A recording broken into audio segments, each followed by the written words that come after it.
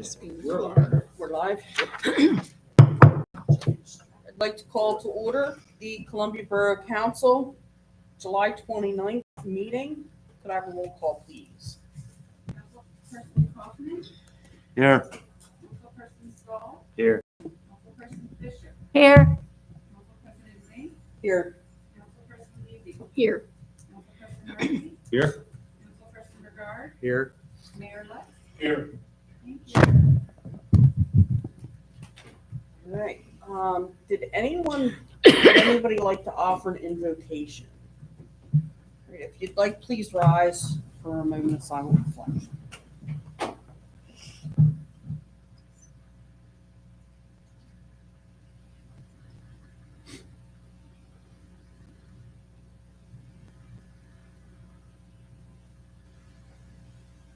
Chief Bromer, would you like to lead us in a pledge?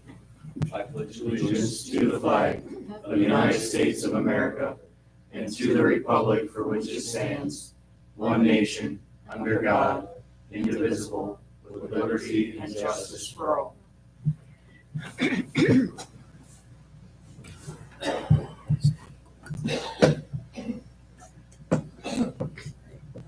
Announcement of executive sessions. After the July 15th council meeting, there was an executive session to discuss personnel matters related to replacing staff. And on July 17th at 6 p.m., there was an executive session to discuss personnel matters related to replacing staff. Are there any additions, deletions, or reorganization of the agenda? No? All right. I have a motion to approve the agenda as published. So moved. Second. I have a motion by Councilperson Kaufman, second by Councilperson Stahl, to approve the agenda as published. All in favor? Aye. Anyone opposed?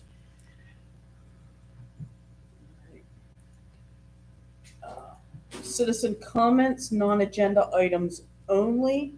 The first sign up we have is Joseph Kirkner. You want to come to the microphone? Thank you. Mm-hmm. Thank you, Borough Council.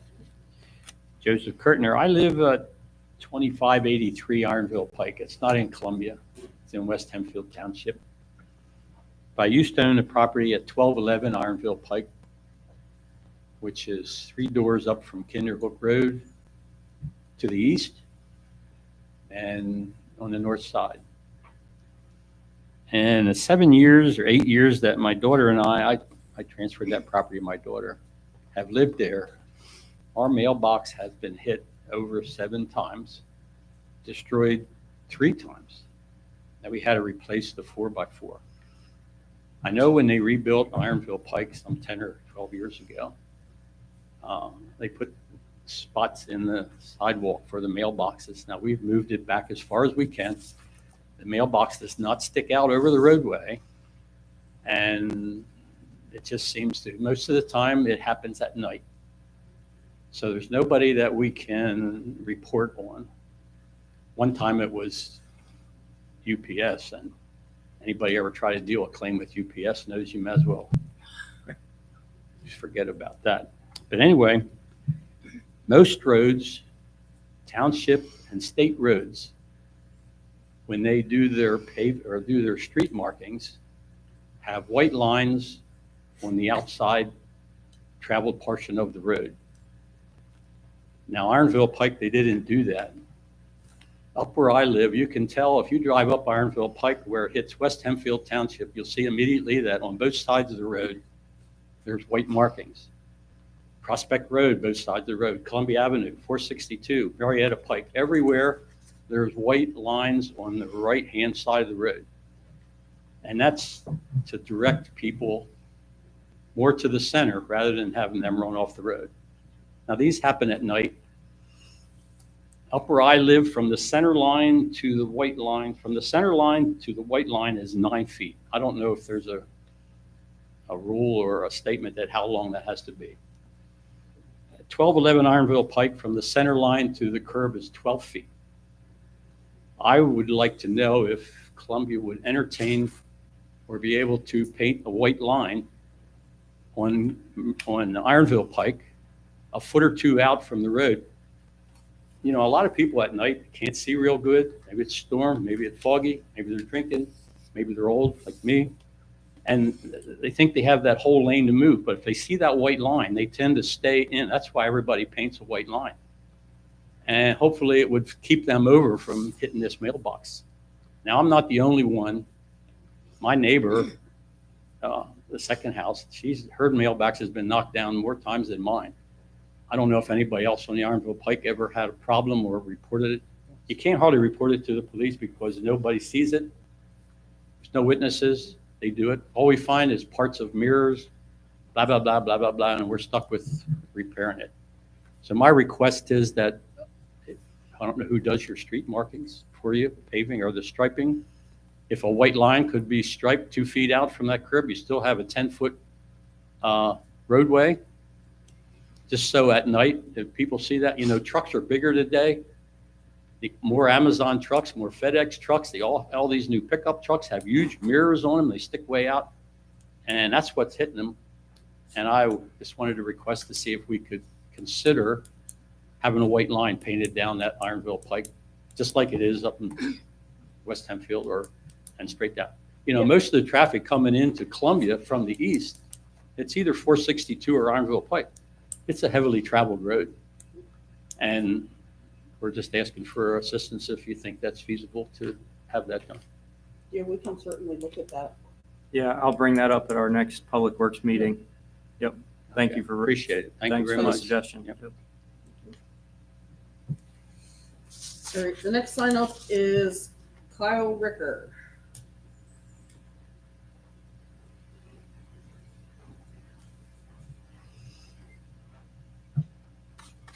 Hi there.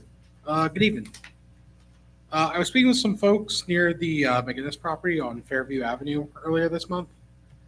And one of their primary concerns was that in the development area, in development of that area, the on-street parking for some of the homes on Fairview might be eliminated or changed.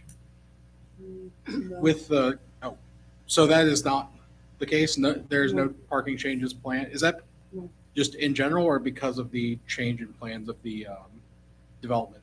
No, there was never anything planned for Fairview.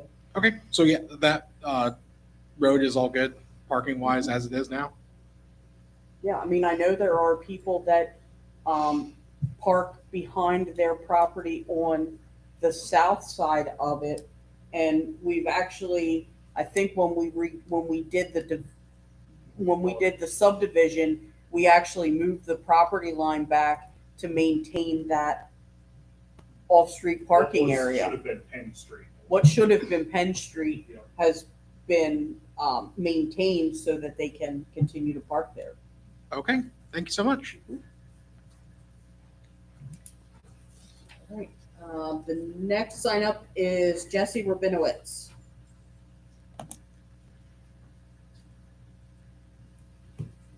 Hey guys. My wife and I are, gotten really into gardening and providing for, food on our table from our backyard, as I think a lot of other people are more and more into these days, as the prices of everything are crazy.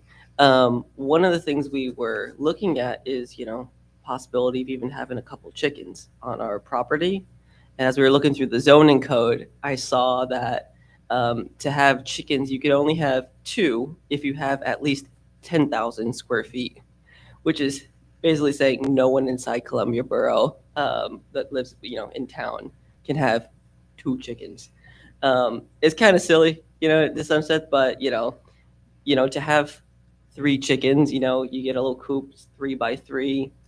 Use the, people are concerned about, waste and things, but like that's compost, which we have on our property. And, it'd be a nice thing to be able to have. I don't know the history of, chicken ownership within Columbia, if that's been an issue in the past. I know a lot of boroughs or townships have stipulations about having no roosters. That makes sense. So I don't know what the process is here to maybe try to change that to allow, some amount.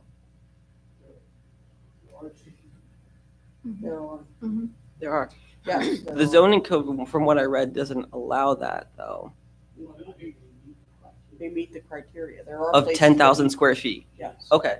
But for anyone who doesn't have an exorbitant amount of land, to do something simple, I mean, I was reading back during, I think it was World War I, the government was like, hey, everyone, you need to own at least, I think it was like 3 or 6 chickens, something like that. Like that was like doing your duty in our country. And now you're like, no, you can't have any. It's a little silly, that like, Yes, I understand what you're talking about. mhm. Questions today. I recall when we codified for a code, there was a discussion about the chicken. And the decision was made to go with what is now the code. Primarily, one of the primary concerns was the waste and the law of vermin. We have those already. Also, like we have to deal with dog waste too, which is actually toxic. Chicken waste is So, compostable. I agree. Mhm. By the time they go. Yeah. I'm sure Peter listens. I think it's a good point. I think it's a good I'm point. sure you My- guys would. Yeah. My wife would appreciate the change in that law too. So, what would the process look like to maybe start looking at that? So Jesse, we would have to change the zoning ordinance in order to do that, so we would have to look at that internally and come up with something that we were gonna do. The only recourse you would have at this particular time would be to go in front of the zoning hearing board looking for a special exception of that. Just for my own property. Which again, because zoning is a law, the law would need to be changed if that's what council would want to do. Mhm. So we can do that at the direction of council if that's what they Because choose. it's on choose. the zoning hearing. Yeah, Right, that would be. No, I'd rather just get this across the board. If you want chickens in Columbia, here's how the township would have it done. There's nobody within, the main section of town here has 10,000 square feet,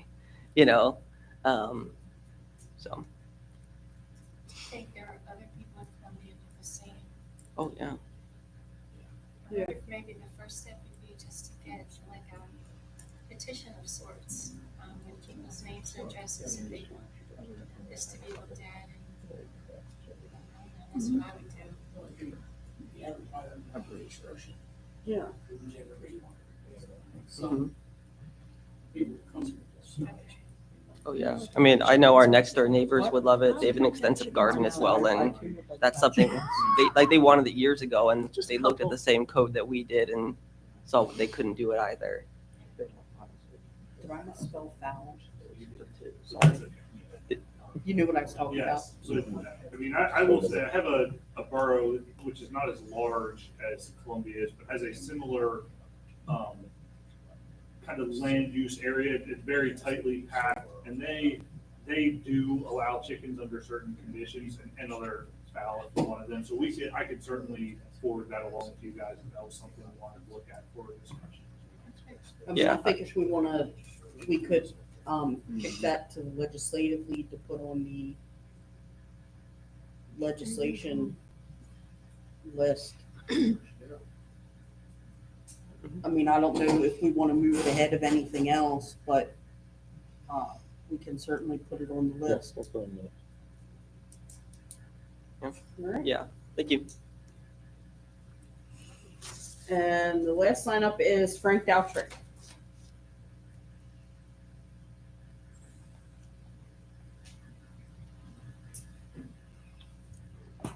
Thank you all. Good evening.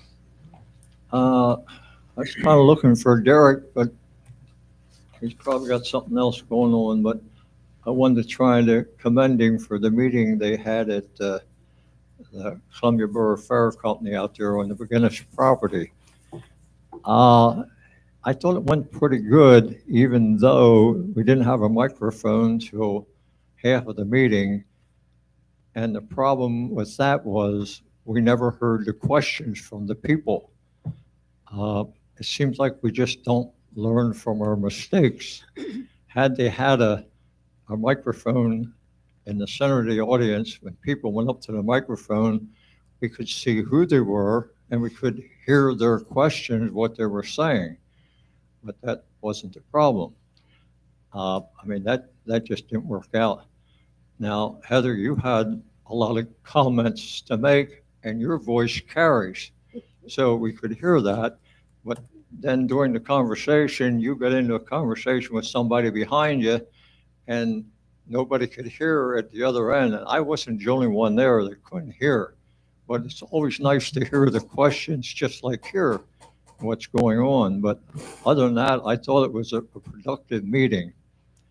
And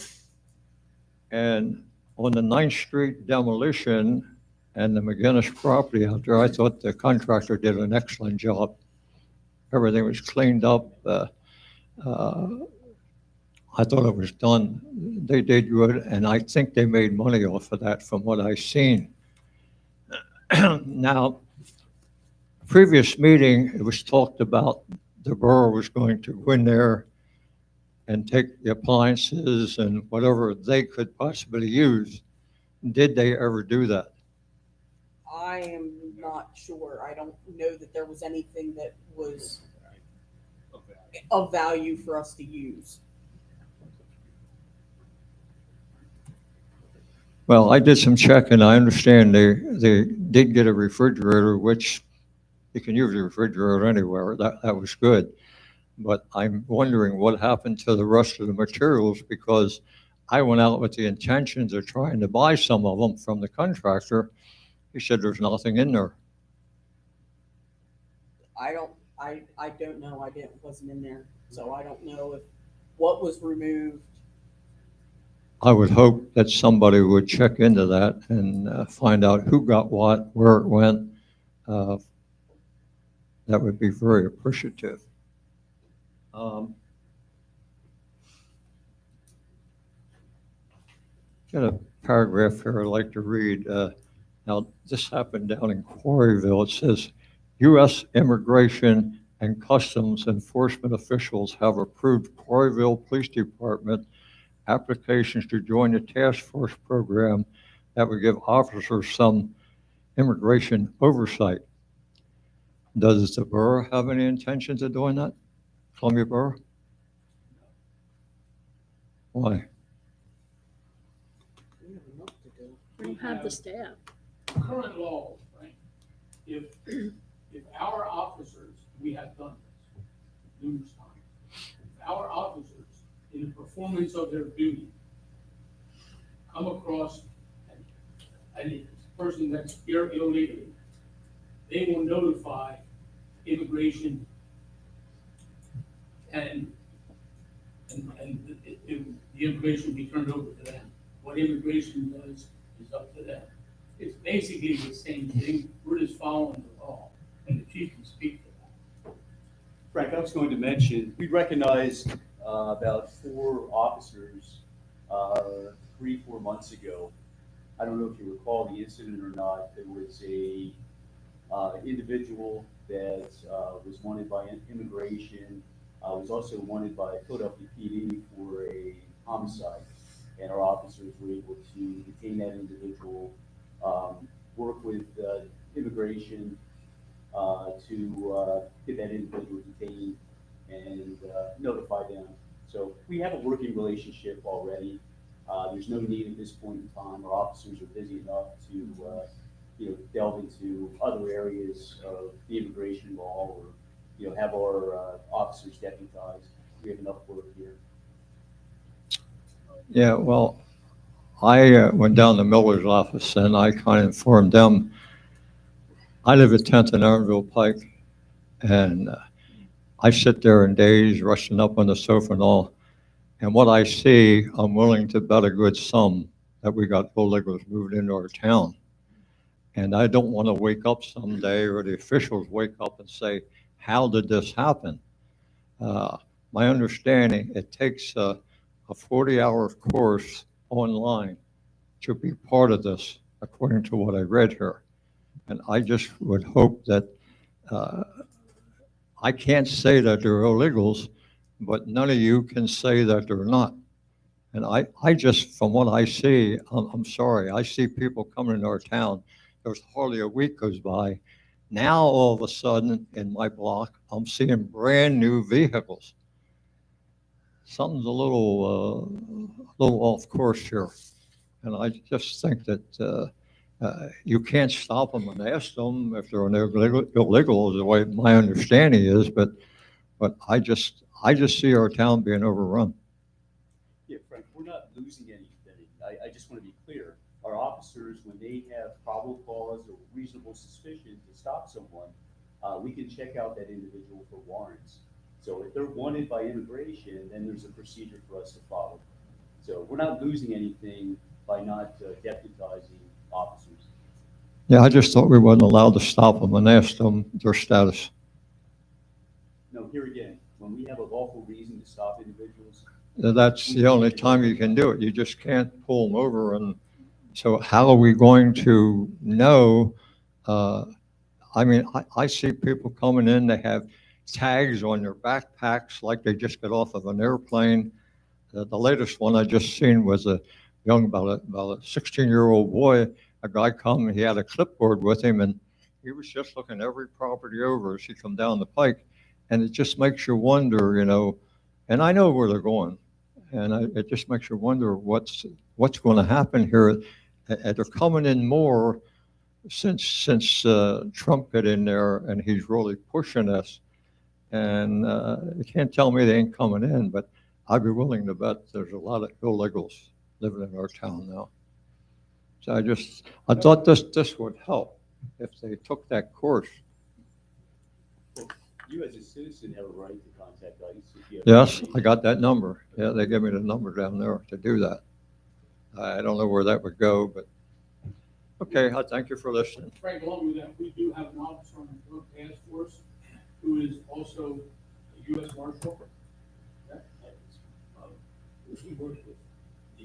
He works with DEA, and he has those abilities to gather that information. So we do have an officer that's kind of working something. Well, I hope somebody is doing something, because I don't want us to wake up and say, wow, what's going on here, after it's too late. Thank you. Thank you. Thank you. Is there anybody else that wanted to speak that did not get a chance to sign up? Relating to this guy here that had the mailbox problem, when they did the 9 and 1000 block, we had meetings, we had a lot of meetings on it, and one of the things we missed was a mailbox. And when you put the mailboxes in there in my block, and I'm right at 1000, you put them in there the way they're supposed to be, you can't get two people to walk up the block together. They have to, every time they get to a mailbox, they got to move in there. And I went to the post office after the road was put in. It was too late.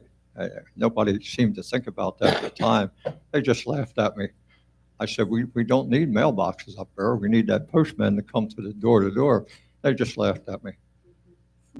But there is a problem. And the other problem is the 9 and 1000 block there at the intersection where Andy's is at, the roadway is 2 foot narrower. So as they come in there, now they're going to get over and get that first mailbox. And if you look, I think the guy even turned it sideways. It was hit that many times. Yeah. He gets wiped out quite a lot. Yep. He does. Yep. That's probably why, because that roadway was narrow right there. Well, the thing with the striping, I think, in newer cars that have that lane departure warning, it's looking for that line. So that would definitely help with the newer cars too. I think it's a darn good idea. Yeah, I do too. And he made a very good observation. I was going out the Ironville Pike the other day, and thank God I had room to get over. Newer pickup trucks with the big mirrors that are stuck out. I don't know how many times they replace those mirrors, but they got to replace them quite a bit, because I thought for sure he was going to whack my mirror that day. I mean, some of them stick out well over a foot. Visually reducing the lane size also is a very effective traffic calming measure. Correct. Yes. All right. I had a question on Ironville Pike. Is it a state route? It is not. It is not, okay. But that's what happened, Pete. Mhm. When It that was was on a the safe state route, route, state route, and they safe route. to resurfaced school. it, and the state chose not to strike it, Yeah, and we didn't follow on. But I think it's an easy fix. All right, presentation and acceptance of reports, community development. I'd like to acknowledge the receipt of the zoning and planning reports for June 2025. We have this for- Oh, yeah, I'm sorry. I was doodling and I crossed off that number. All right, could I have a motion to approve the Borough Council meeting minutes for July 15th, 2025? Second. A motion by Councilperson Brigard, second by Councilperson Kaufman, to approve the Borough Council meeting minutes for July 15th, 2025. All in favor? Aye. Aye. Anyone opposed? All right, and now presentation and acceptance of reports. So I've already acknowledged the receipt of the zoning and planning reports for June 2025. Before we get into questions, if there is any, there's a zoning hearing tomorrow, and there are 3 different cases that are going to the board. At least one of them, if not more, I believe the borough should be there to represent. I don't know if you're all aware that Church on North 4th Street is looking to get an exception into there. So, I don't know if we have to vote. Well, it's the property, it's the old Prudhomes across from the post office. They're asking for a variance on the minimum square footage to use the first floor of that building as a place of worship.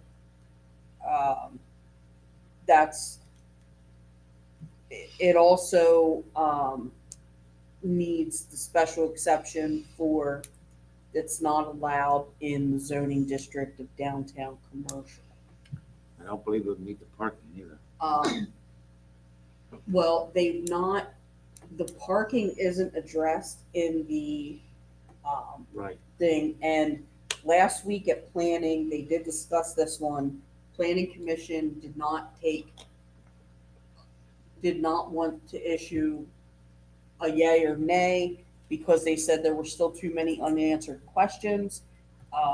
And so when they are going to the zoning hearing board, they're going to say that the Planning Commission had no opinion. But as the borough, we always have the option to be a party to the hearing, and we can speak,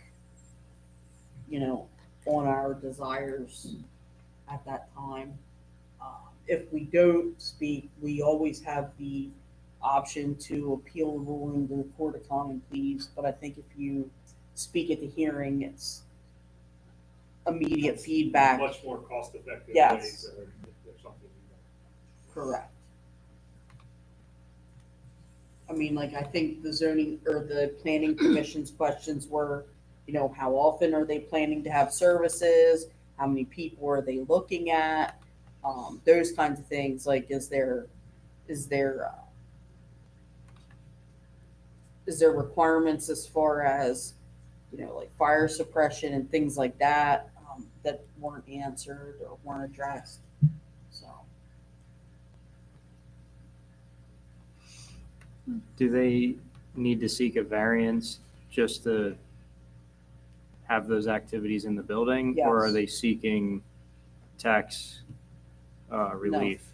They're just seeking the variance to have the activities in that building. And they're not seeking tax relief for the building? Not now, no. That would not be part of the zoning hearing. They do that after the use was approved. Yeah. And Gotcha. that's not up to us. Yeah. That's up to the tax rate. Right, Mm-hmm. that's up to the tax bureau.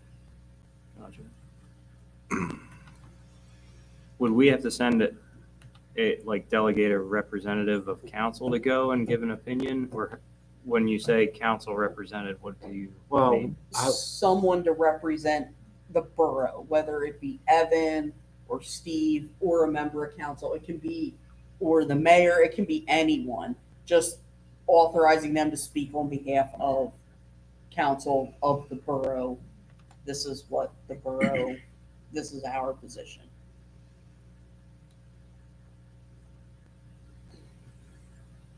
Thoughts? I'm in favor of opposing that one. Mhm.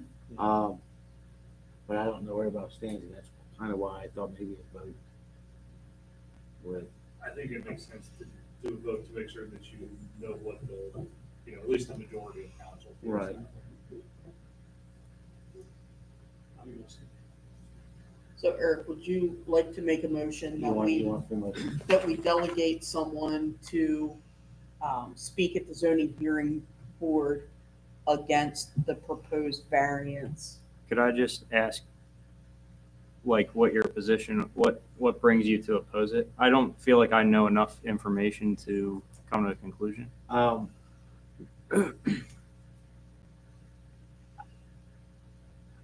I have concerns of things that weren't answered yet.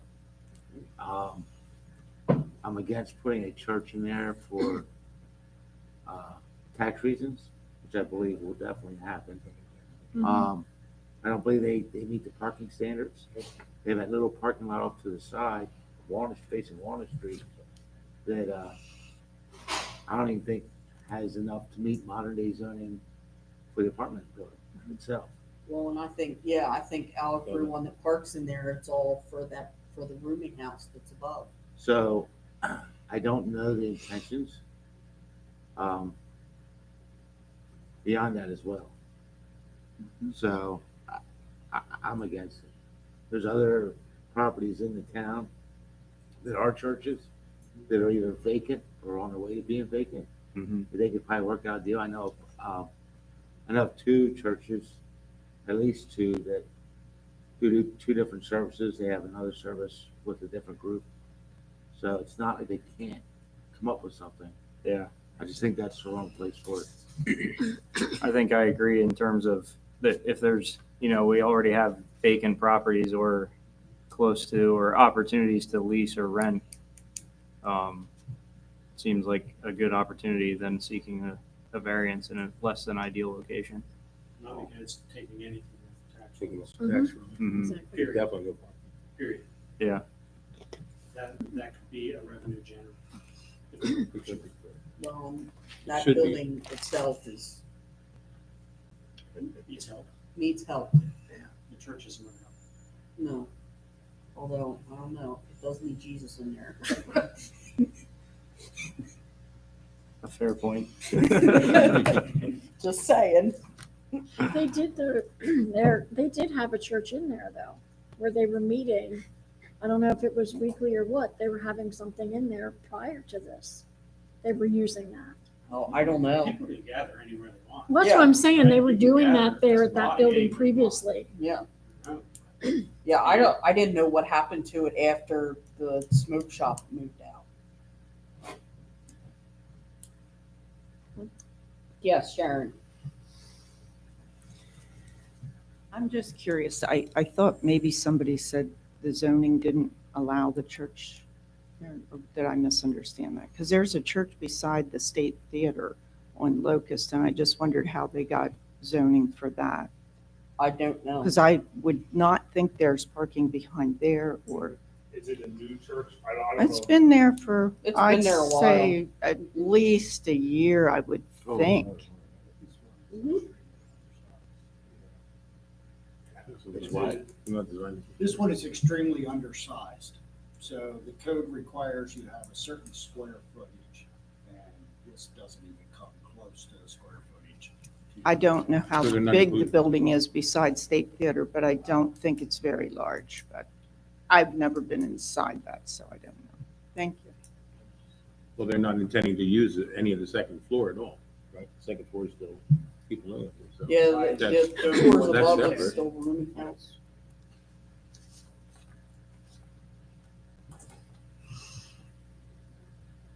you want, Eric would like to make a motion to appoint someone to represent the borough at the zoning hearing board for the property on North Fourth Street tomorrow evening. Is there a second?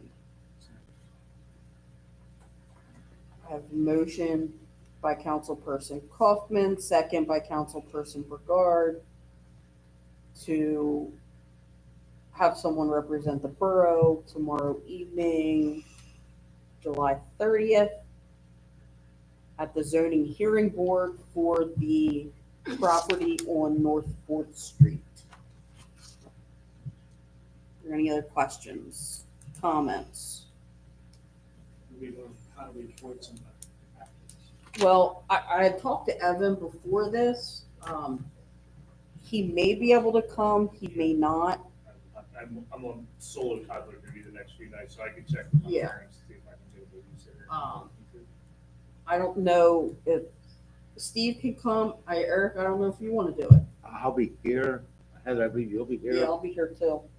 And I heard Steve may be here, but I don't know that for sure. I think it'd be important to have somebody who can articulate Right. our concerns in a meaningful way. Yeah, I mean, So initially, my intention was to be here because I am a zoning officer and the borough manager. So that was my intention. So if you guys still want that, I will certainly represent the borough in whatever you guys decide.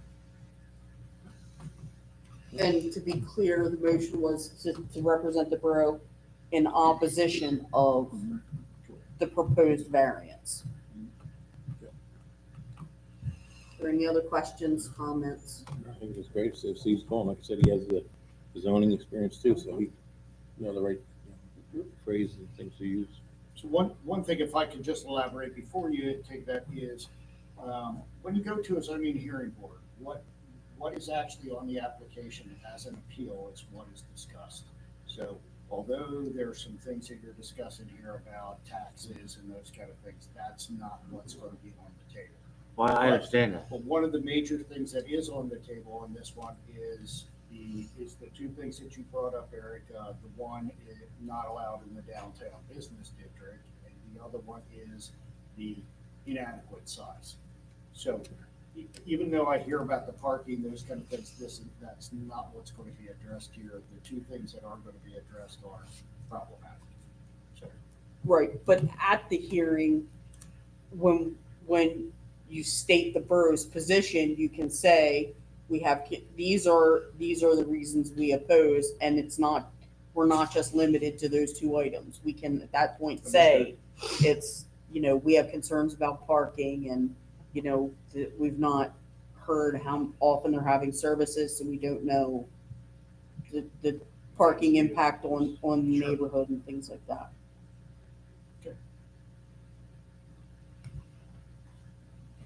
Anything else on that one?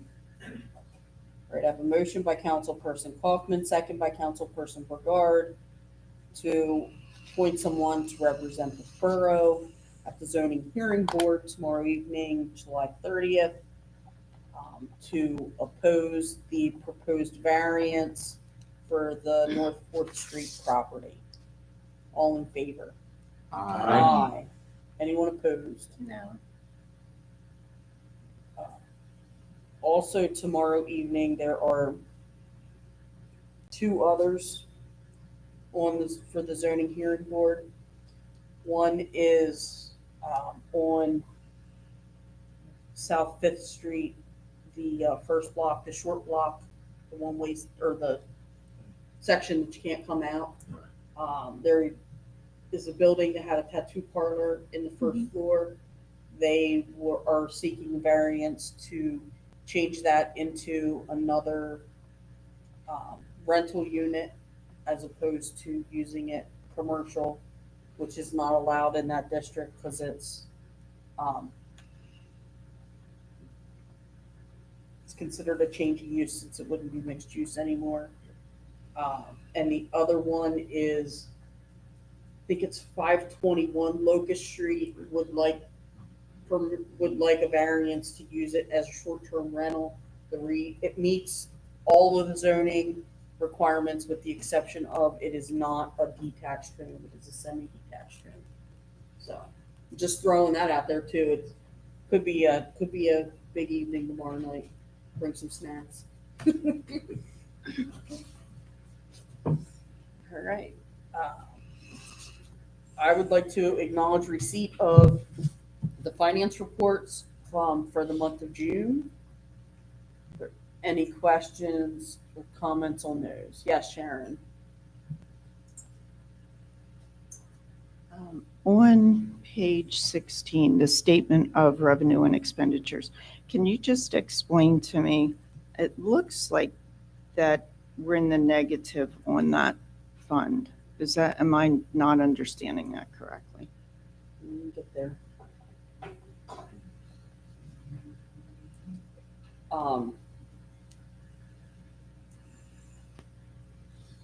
Net income says,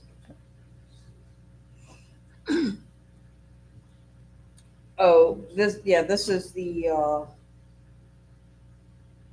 says Fund 18. Fund 18, which is the capital fund. Yes, Where are you seeing negative? at the very bottom under net income over at the end year to date. Well, it looks like it has a negative sign beside it. Negative revenue?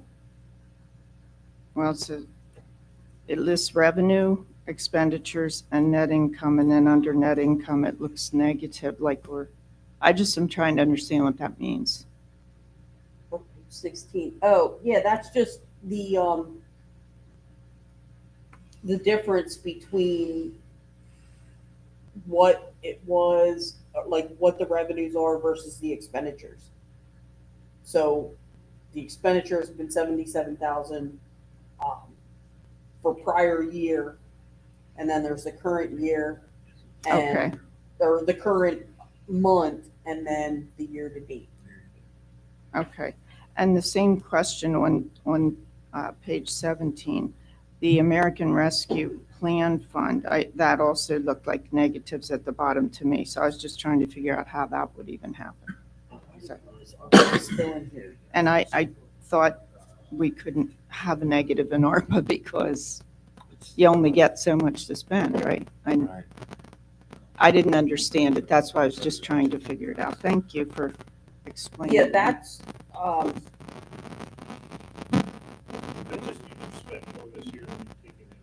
that just means we spent more than we took in. Right, but how is that possible with ARPA funds? Because we didn't take anything in. Right. Everything we're doing is expending. It's not expending.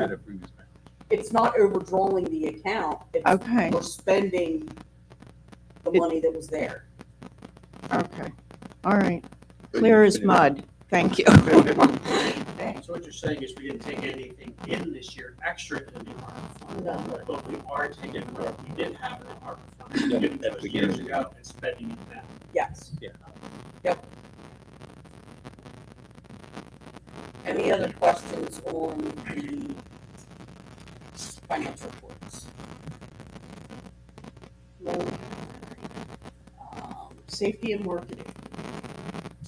We acknowledge receipt of public safety reports from the Borough Police Department for June 2025, the Fire Department for June 2025, the C report for June 2025, the EMS report for June 2025, acknowledge receipt of the Coast Compliance report and the condemnation report for June 2025.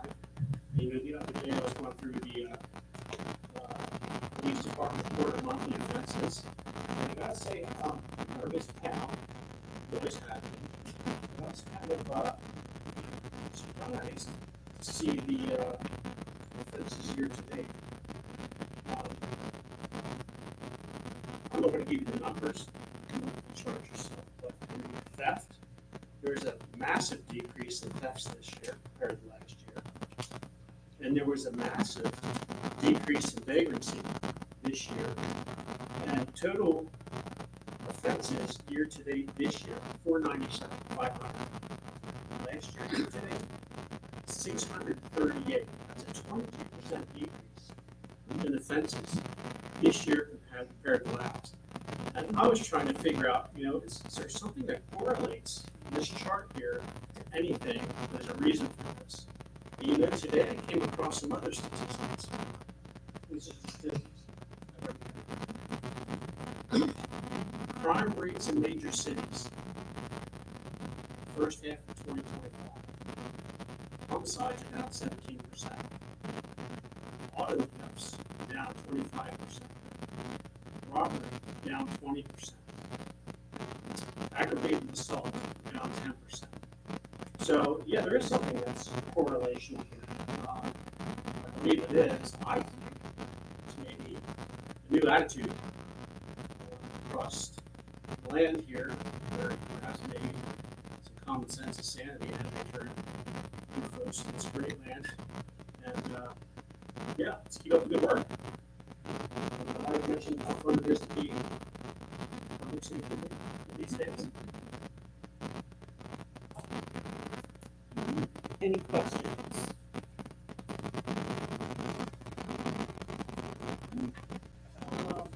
Mayor Lewis. Heard we need snacks right now too. Yeah, no. As you know, I was there last week on vacation, so I could have handled some of this problem then. And I may jump back and forth a little bit, but I have information that I want to bring up and some things that, statements I want to make. And first, the easy one. Paul and I talked recently about we're seeing a lot of weeds around town on curbs and sidewalks, and it's not good looking. But besides that, there's another point to that. As those weeds continue to grow between the curb and sidewalk, as little as they may seem, they start pushing that curb and sidewalk. And you'll get a larger gap here in the wintertime comes. You get a freeze and thaw down in there and it starts busting things up. So it's not just the fact of aesthetics to make it look pretty, it's the damage it does. And the same thing happens along your house, where your sidewalk is, and the weeds start growing between your sidewalk and your house. You start getting pushed there, and the next thing you know, we get a call that, like we had a couple weeks ago, that people had water in their basement, and it came down through those cracks. So it's not only just aesthetics, but talking to Paul, guys are going to get everybody out there. I know Paul's out there. We talked about tonight. Cracking down on some of these weeds and all. There again, I just been working on Cedar Hook Road, but residents of Columbia need to take care of those curbs and sidewalks. And if it's out on between the curb and the road, we will need weeds up. This project for town will put, and the benefit will be the less replacement of curb and sidewalk. I just want to remind everybody of that. There was some discussion, I believe, before I went on vacation about the meadow being used for parking, overflow parking down at Columbia Crossing for events and things like that. And the possibility was, question, would we talk to Borough Southern into improving that ahead of their project? And I called the engineer about it, and he said, Borough Southern, PennDOT's not going to do that. But any improvements you make, when the project's over, they must return it to that, and you have to sign off. But if what they return is better than what you had, you can keep it. Okay? Now, his advice is, it's going to carry over to some other things I'm going to talk about. Take pictures beforehand so that when the project is over, you have documented proof of how things look. If you recall, there's some discussion about covering over the kayak area because we're there. We want to make sure we have pictures of our kayak area. of all the areas, of the whole River Park area. So that it's documented. When this project gets completed, we can take a look and see, is it being returned to what we had or better? I think this also carries on with any project we have in Corey Borough. We have a construction project, pick apart, when we have a construction project. We need to, even a street project, we need to take a look and document what we had, so that when the project's over, we can take a look and see, are we better off, or do they need to come back and do something right? It's too many times I've seen the borough talk to contractors and say, well, this isn't right, that's not right, and we need to back and forth and back and forth. We have documented proof of what it looks like. We have a better chance of doing things. Kelly, I put in some papers and shared there. Yeah. Next night it's changed, so he just goes along with it. Talking about trees. It's a copy of Lancaster City's ordinance that protects trees during construction projects. And what they're looking at is that you have to protect that tree, not only the tree itself, but roots. And they use a formula, 12-to-1. If that trunk is 1 foot in diameter, you've got to go out 12 feet before you start doing any excavating or anything. You want to go into the roots, the tree consequently is going to die. We follow the those books and about the Janssen project up there is huge. I made that book with that little area. Taking stream excavating and shaping vision talk about that. It's something we need to take a look at. I think we need to take a look at that ordinance. They're also talking about soil compaction with heavy equipment and around the roots and everything, so it doesn't get any pollution compact. We should take a look at that, possibly pass it on to planning and see what they can do there. But bottom line, we need to start documenting projects before we're safe. I don't know if you have anything on this. I contacted Norfolk Southern and all the players involved in that again a week or so ago. I got pretty much immediate response from most everybody, and the Norfolk Southern attorney who told me, said, oh, that Eric was doing a plot plan of the area, and he gave it to JG Mechanical, they were going forward and on. And basically, once they got that, looked it over, it's going to be a done deal.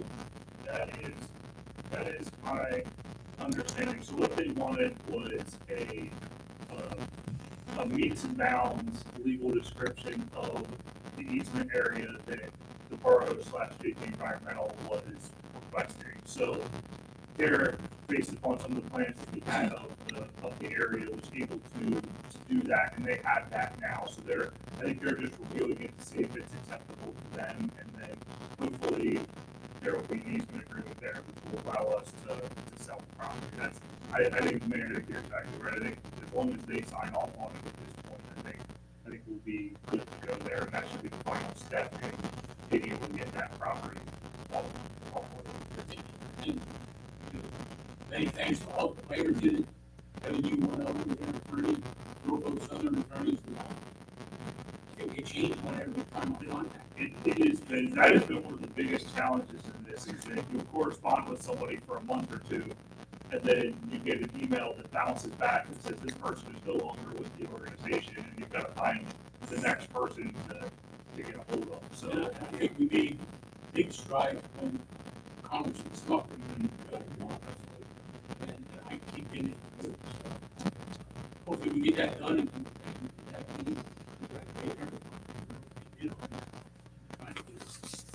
funds here, which is very important. On that same line, also, I heard Norfolk Southern is going to be bought out. Yes. I just heard that this morning from John Beamer. So maybe they'll get that done before they. Well, yeah, I was gonna tell you, John B. Miller said if we can't, he has a contact at Norfolk Southern that they work with, that maybe other ones. I forget who it was. I think it is. It's a big company. It's billion. Yeah. It's billion. Yeah. Yeah. And along that same line, that discussion about the firehouse and the property up in Ridge Avenue. And I recall council saying, once we get the agreement, to put that get that right away agreement into there, that we're going to put this property up for sale. It's my contention that the borough, I don't want to see us go through what we went through last year with the budget raising taxes. I want to see us generate revenue so that we're not raising taxes on our residents again. And if I have to do some of this extra work, that's fine. That's fine. That's what I'm here for. Graham and Ridge Avenue, I think we need to, I know there's been some talk with others, we need to get the shingles out, whether it's getting with Columbia Economic Development Corporation or Franklin County Economic Development Company or whatever. Let's get the for sale signs out there, let's get it advertised. I know different people on this council and others have been talking to commercial realtors. Let's move this stuff along, and let's get it sold, and let's take some of this burden off of our taxpayers. So I'm following it, I'm watching it, I'm working it as much as I can. Along with that, Guinness property, back a long time ago, I met a person, Lisa Riggs, back when she was the head of the James Street Improvement District. Lisa went on to become the executive director of the Franklin County Economic Development. And then she took a job with the governor on his team, EPA. And Mark and I had talked with Lisa shortly after she went up to the governor's office. And the other day, I contacted her the other day, one time suggestion that what's the governor doing, and is there any room for Columbia with some of the economic development projects that he has kicking around? And Lisa got back to me, and I talked to her specifically about the Guinness. She got back to me and said the governor Borough has what he needs there right now, but there are other opportunities coming up. And her question to me was, there's two questions she had to me. One, and I'll read it into that today. One is, what is the electric capacity out there? In other words, how much electric is available out there for someone who wants to purchase this? I don't know. And I want to be prepared on that. Well, I have an answer to that. Well, I hope you do. And the other side of that is about water. So she asked me about electric and water. So there are two things. Now, let me lead into something else. I had a conversation with this guy this morning, we had coffee, and I was telling him about this. And I got a call this afternoon from the mayor of Lancaster, wondering why y'all didn't want to support 42 East Main Street. Well, you know, 42, I said to her, you're going to get the main in whether Columbia supports it or not. But if Columbia doesn't support it, it's going to be going somewhere else. To me, that's not a good thing for your neighborhood. Especially when I talked with the mayor and said, hey, if you're going to put this 42-inch main on there, if we put a key on it and feed water off of that for the McGinnis project, and you can charge them so you can make a little money, we can solve our water problem to them. And then it gets back to what I'm saying about documenting what we do. If they're going to put everyone up the street, we document it and make sure that that street's returned back to its supposed to be. I think you ought to revisit that letter. I really do. There's an opportunity, she's gonna check it out, see if there's a possibility of being able to key off of it, stub it up, and use it. Now, the water's not potable. In other words, you can't drink it, because it has to go further for the chemicals to make it. But it can be used for fire suppression, which is where the largest use of water would be in that development. So how do you know that the water to that project is a problem? I don't know it's a problem, it's going to be right there. I'm saying to you, there's a 42-inch main on water, right, that you can feed off of. Now, does Columbia Water Company have the ability to supply all that water in there?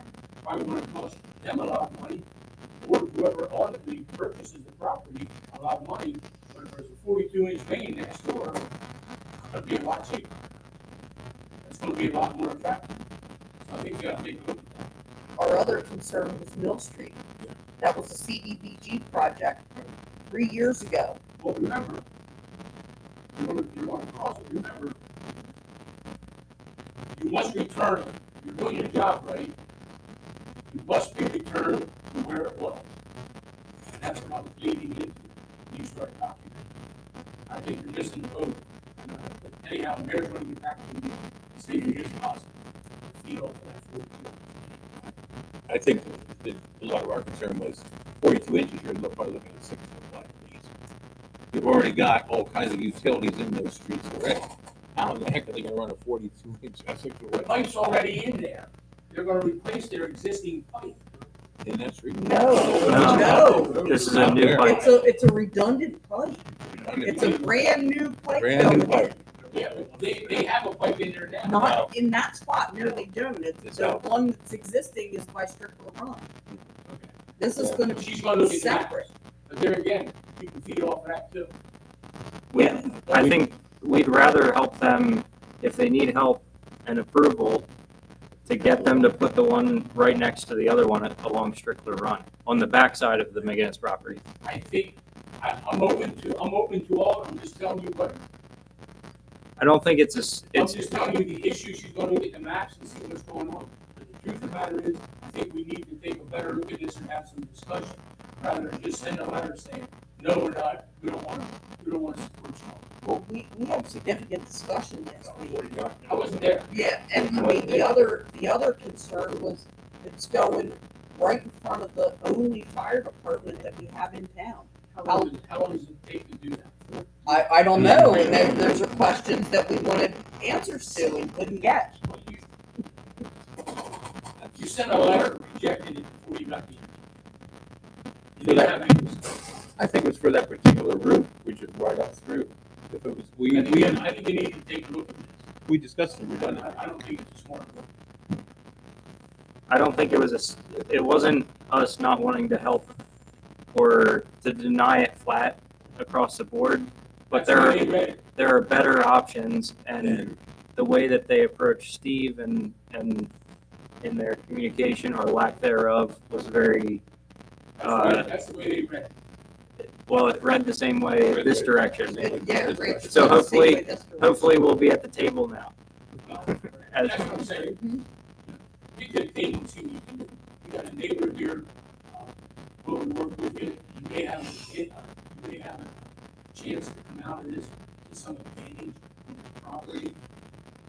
You want to get rid of that property, you want to sell that property, you want to maximize your return.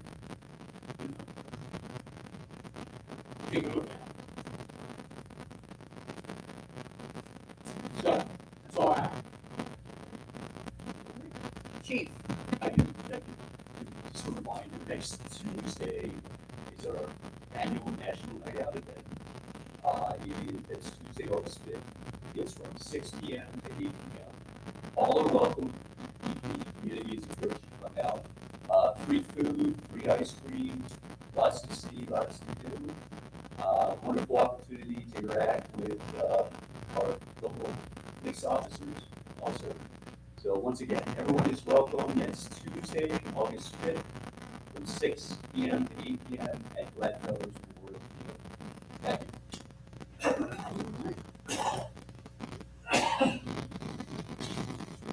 okay. Moving on to action items. Oh, Leo, you didn't take the whole hour. You talk fast. Okay. You're better. Okay. Could I have a motion to authorize the bill payments? A motion by Councilperson Kaufman, second by Councilperson Murphy to authorize the bill payments. Are there any questions on this? No? Seeing none, I have a motion by Councilperson Kaufman, second by Councilperson Murphy to authorize the bill payments. All in favor? Anyone opposed? All right, next, bounce back to reconsider the certificate of appropriateness for 440 Chestnut Street. We considered this last week and we did not take action because we were waiting for we were waiting for the feedback from the Historic Preservation Trust, which we did not have last week. We do have that now. I thought this was very interesting. And I thought this was a perfect example of why it's important that we get this feedback when we are considering hard things, because we were all concerned and we had that huge discussion about the wall, and they don't even care about the wall. They're worried about the porch. So that is exactly why we need these. I think our position was vindicated though by this response back. Yes. The same concerns that we brought up, the concerns that we talked a pretty good deal about the porch as well. I think they touched right on things that we were talking about. Right. It's, like you said, it's just a shame that again, the work was done before to get permission, which could have saved the owner a lot of consternation and possibly cost.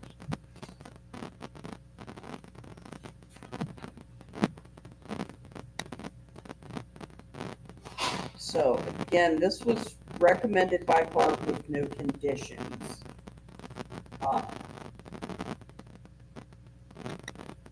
We can approve it as is, or we can approve it with conditions. Any thoughts? You're saying, or give a second look at this? Or not get a second look? Okay, so we were gonna approve the first time.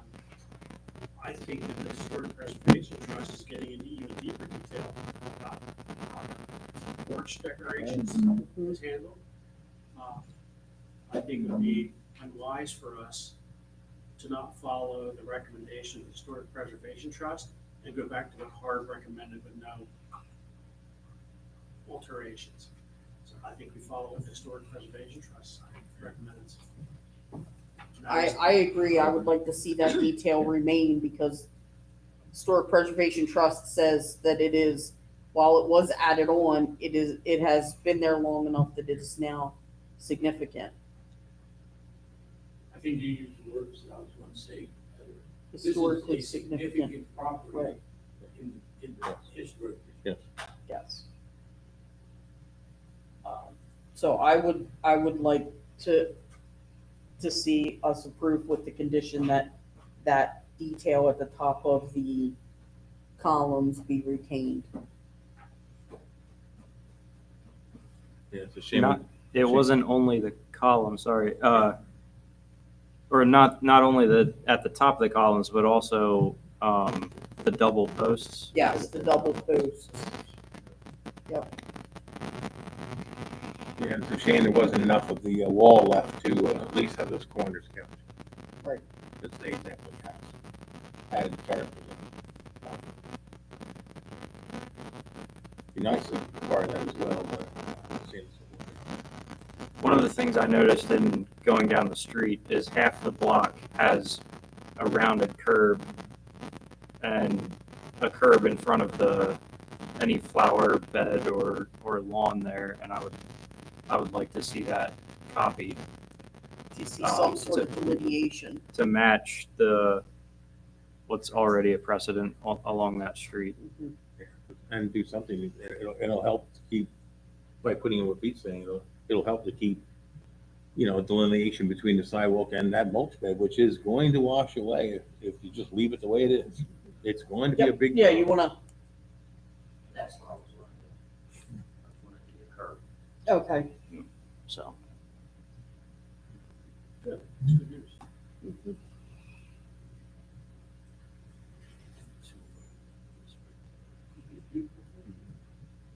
A lot of work. Mhm. Yeah. It's crazy. Beautiful home. All right. Does anyone have a motion? I would say, I was one that was concerned about the wall as far as its aesthetics and significance to the historic district. For him, I'm so glad that they came back and it wasn't an issue because, man, I did not feel good about that. You know, got to replace the wall. That does, yeah. I'm glad I didn't that want to wasn't take it part of down what either, they- but Yeah, Yeah. I'm glad that wasn't part of what it. Price-wise. Curb. Yeah. You know, understand what I'm saying? Mhm. I'm not saying it very well, I don't think. Yeah, I think we definitely have to go with what you said already, or what Pete said. And what's there needs to be preserved. The double posts, the curvature of the trim, that's what's there. So the motion would be to approve the certificate of appropriateness with the conditions that curbing is put up to delineate the sidewalk from mulch bed and the porch detail, including double posts and what's that? Is that fenestration? Yeah.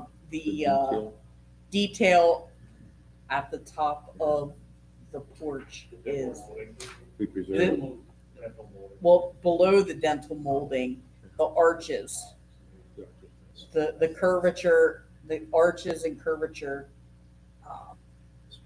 at the top Yeah, of, curve. above the post is retained. Yeah, because you're already keeping the dental ones, Mhm. right? There was a double post at each one of those Double pillars, post. right? Yep. Yeah. No. I see. So that, is there a motion to that effect? Does it need to go back to Art then with another plan to say this is No. where I'm going with it? No. Okay. Nope. I'll make the motion. I'll second it. I have a motion by Councilperson Brigard and a second by Councilperson Murphy to approve the certificate of appropriateness for 440 Chestnut Street with the conditions that curbing be added between the sidewalk and the mulch bed, and the double columns and detail above the columns on the porch be retained. All in favor? Aye. Anyone opposed? Paula will be typing that up and then we can sign that.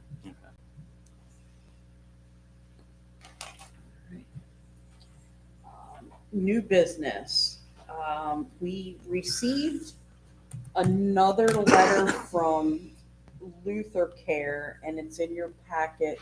They are getting another loan. They're looking to the Lancaster Municipal Authority for some more financing. In December, we had done this for them. Basically, you have to, all of the municipalities that are affected by projects that are going to use that funding, all of those municipalities have to send the approval. So that's how because of the property at the top of Locust. They're requesting another loan, more funding. So they have asked us to pass the resolution that designates someone as the applicable elected representative, and then also having that person sign the certificate of approval for the purpose of approving the bond issuance. Are there any questions? Yes, Frank.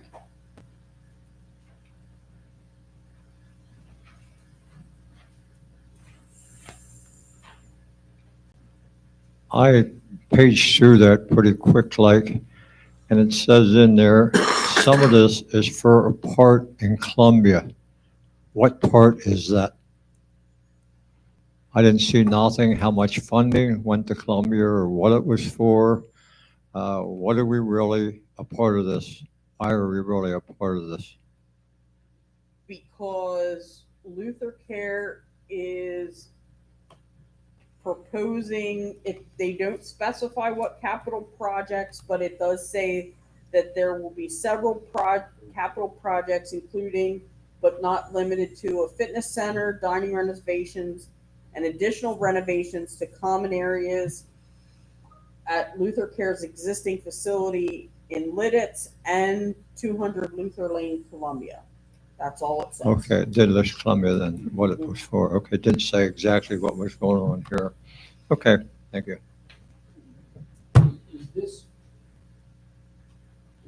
this in any way tied to doing the development at where Lucas Heights was?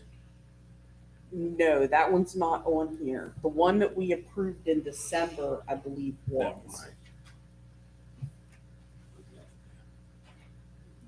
Just a word of caution, as that develops, and I haven't heard how it's going to develop yet. But during that deluge of water, we had sinkhole opened up and back up some homes there. That whole piece needs to be redone.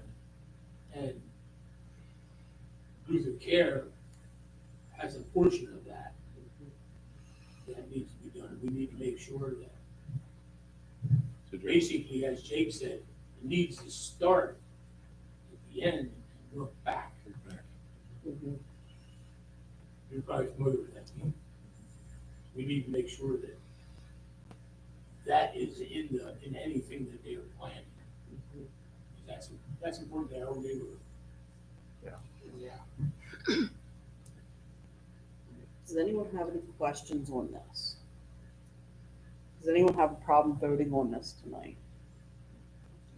Okay, the first part is adopt resolution 2025-15, designating council president as the applicable elected representative for the purpose of approving the bond issuance. Do I have a motion?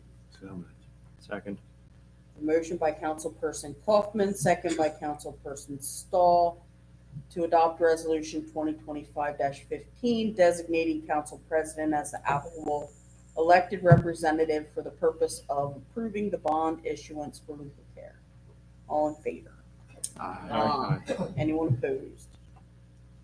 Right, and next then we need a motion to authorize the applicable elected representative to sign a certificate of approval for the purpose of approving the bond issuance. Second. Motion by Councilperson Kaufman, second by Councilperson Stahl, to authorize the applicable elected representative to sign the certificate of approval for the purpose of approving the bond issuance for Luther Care. All in favor? Aye. Anyone opposed? All right, and next, this is tagging off of what Leo was mentioning about selling properties. Wanted to make sure we had a discussion this evening on the method of sale for the section of the Ridge Avenue lot not being used for the Public Works facility. Last Tuesday, we had settlement on the piece of property from Mr. Funk for the driveway to access the property. The subdivision has been recorded. The deeds, did you submit the deeds yet? Yes, they have been submitted. I haven't gotten the final Yeah. report back, but they have been. The they have deeds have been submitted, so it is ready to go. We could begin to, I mean, we can get this property moving. We just we have not given direction at this point on how we want to sell it. And as a municipality, we have, well, technically 3 choices: sealed bids, an auction, or we can transfer it to the EDC to use them as a pass-through. Or like there are a couple other. Or the exceptions, redevelopment but- authority, but yeah. Does anyone have any thoughts? I'll tell you, I think you have to transfer it. Every time I've seen in 24 years, Borough County Sheriff Callaway, you end up going to and they have contacts. They're working through it. I wish your motion would say about the firehouse too, including both. But my contention is, you tell the people that they're sitting on a sweetheart for the next 4 years, and we're gonna put about $80,000 into that piece of property. What I'm saying, what I'm hearing. You know, you need to say, we're gonna sell this. Either you buy it, or you may have a new owner that you're gonna lease off of. Well, I You need mean, to that's push- the you need intention. to We're push that. working with We have a we're meeting set working up with the CEDC. CEDC for Thursday. We're gonna Yeah, work through that's some good, of those 'cause things. yeah. it's time to play hardball with some of this stuff. Yes. You know, we talked about this too many years, we're getting out from under us, and we turn around and we tax our residents. You know, we should be playing hardball with these people and getting rid of these properties. I agree. If we vote on this, I want that added to it as well, just as an Yeah. official direction. Well, and yeah, I mean, we can certainly add that as the official direction for that property as well. Frank, you had a question?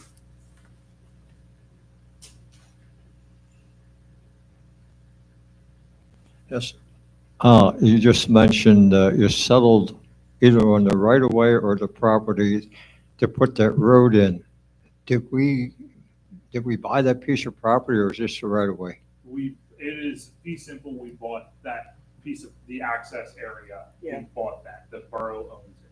So it's not a easement or right of way. And do you remember how much? It was $50,000 was the price. Okay. And now with not only getting this settled, we have to look to putting a fence back there to separate that from the borough property. It was talked about. I think we certainly could. I don't know if that's necessarily required. Yeah, and we're still working through, Kay Linnell from ECS is working on transferring that Act 2 covenant that covers the whole property to just the back portion of the property that is not where the Borough Public Works building is. Yeah, I thought what they wanted to do was separate that so they had a way into the borough property plus a way into that. Yes. They had to separate that somehow. Yeah. My feelings on the sale, I looked at the sale they did down at the farm when they sold the lot from 12th Street and sold that. You get somebody in here, they advertise it, they public sell it, you're going to find out what it's worth by doing that. Now, you're going to take bids and get other people involved. Do that. Put it up for sale, public sale, you go there, it's sold, then it's out of your hands. To me, that is the quickest and the best way of doing it. But, I mean, you do it your way, but that's the way I'd like to see it done. Matter of fact, I might even bid on it. Thank you. I don't disagree with that viewpoint. I think public auction is a good way to find out what something's worth, and can save a lot of time and hassle.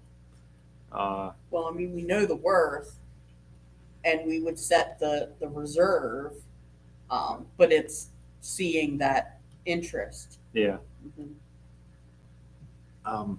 to tag off of Frank's comment, I remember the discussion of the fence, not so much separating the properties, but the exterior fence around the whole property was in need of repair. Did that ever happen? There, I think, There I think was some- Jake made some spot repairs. Yeah. For the fire access, when there was a fire out. Yeah, yeah. That Mhm. was fixed, but I That was believe the fixed. backside of it. as There well. there was some spots where there were holes cut in Holes and cut things in, like that. I yeah. think Jake did do some of that. Okay. I can And- check on that again And too. my second comment is, if we're gonna sell it, and I'd be happy to sell it tomorrow, I think at a minimum, we should have an access way in there. Because whoever buys it's gonna want something. We do. So, I don't have plans up that we can, but there is, when you come in to the property on the access road that we bought, Right. you'll be able to turn left. No, I understand that. Yeah. I'm saying right now it's a grass field. Ah. And I understand that, it's also a flood area, so they're probably gonna raise the road a little bit higher than what it's currently at. I would Not imagine. necessarily. I mean, maybe it'll go up a little bit from the street level, but obviously it's gonna start at the street level of Ridge Ave. And then But I believe- meet up with the level of the entrance. I believe we just put like stone in there for now or whatever to basically create a driveway entrance. Temporary. Jake is gonna build it. Yeah, I know Jake's gonna do the road eventually, but I'm just saying, to me, to sell it, it sells a lot better with the road there than just a grass field just Right. goes over. Agreed. Well, and I mean, if push comes to shove, I mean, there is access through that back driveway that we used for the fire. Over that bridge? No. Back Oh, Through the apartment complex. through the yeah, apartment but I don't complex. think that will be, I don't think that's a, No, it's not a long-term solution, but I think until we, until Yeah. we go through this, we could very easily have even something temporary in by that point. right, that's what I'm saying, it's a temporary stone road or whatever. I don't wanna depend on somebody's going through somebody's property to be an access point. Mhm. It's great in case there's a fire, but. Yeah. Right, and I mean, until now, it's just red tape has been holding Jake back from getting that on his list of things to do. Yeah. Because we didn't own the property.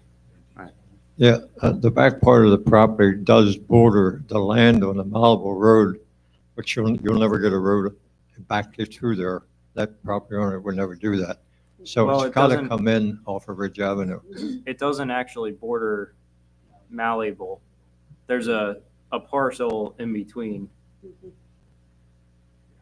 There is There's a parcel in between? There is a parcel between Malleable and the far edge. of Another that owner, property. a different owner then? Yeah, correct.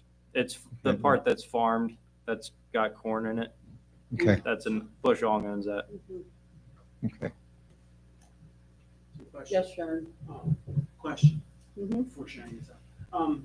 So if we go auction or sealed bid, we have to take the highest bidder, No. right? You do not. You do not. I mean, other than a reservist met, then it's highest bid. Yep. Well, for an auction, yeah. And for sealed bid as well? No, sealed bid, I mean, you can reject any and all for any Yeah. reason. Yeah. And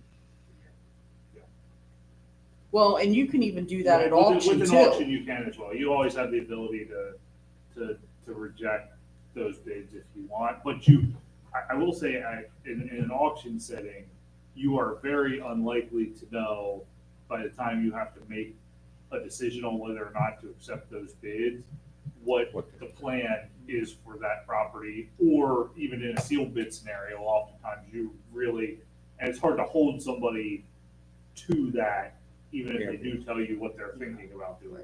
I'm all for having as many options brought to us as possible, and us having the ability, as much as we can, to choose the option that offers us the best opportunity opportunity for long-term tax revenue generation, whatever that looks like. So, I mean, which one of those three options gives us the best exposure and the ability to pick and choose what we think is the best option for us in that regard? If you go with a sealed bid or an auction, you will not control the end result there.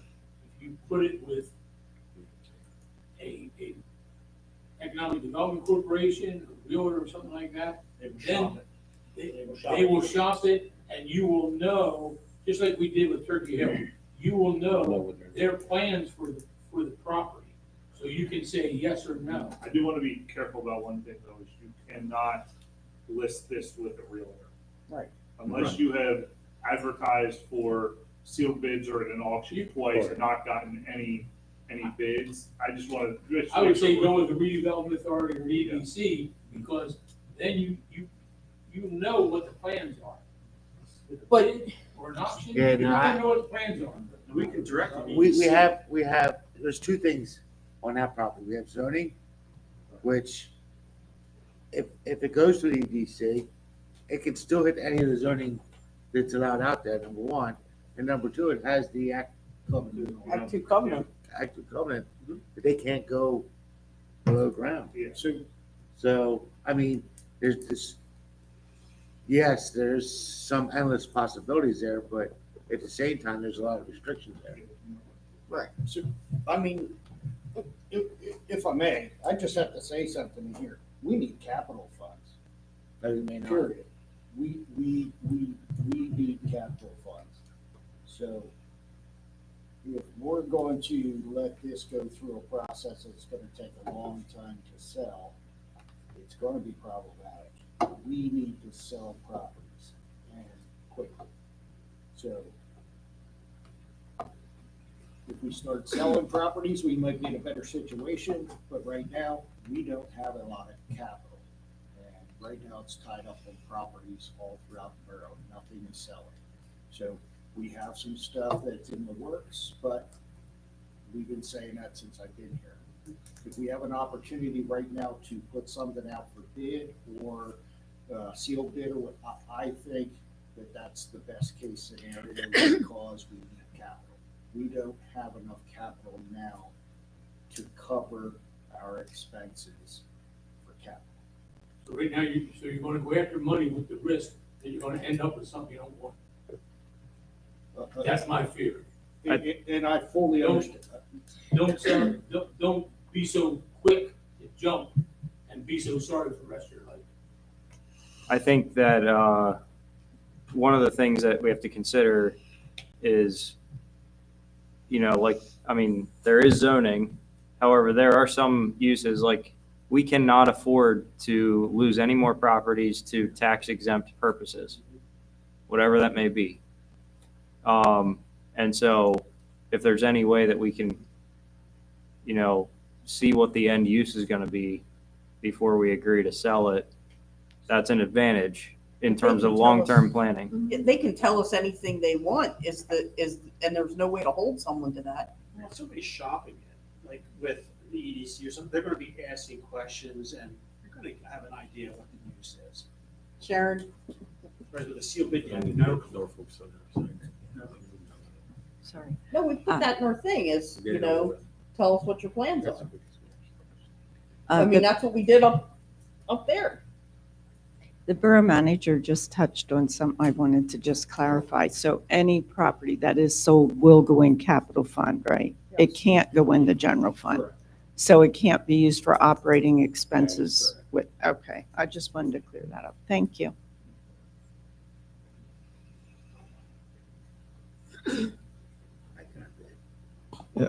I guess I'm going to tell you the way I look at a sealed bid versus a public sale. If I put a sealed bid in and they open the bids and I see what some of the other bids are, maybe I would have wanted to bid more, which I can at that time. If I go to a public auction and I'm bidding against somebody or I see what the bids are, I can decide my bid like we did down there at the farm. That's why I'd like to see it go to get an auctioneer in and sell it, get it over with. And as far as what the people you get, they want you to know what you're going to do. The property is zoned. Change the zoning before if it protects the borough. I know when I bought my lot down there, it was never mentioned that we're going to change the zoning back. It was never mentioned one time, which I don't care. I don't care what they zoned it to. But anyway, that's just my thoughts on, I like to be there and see the bids, the people bidding, and if I wanted to bid more, I'd bid more. Maybe my plans change in the meantime since I put that bid in.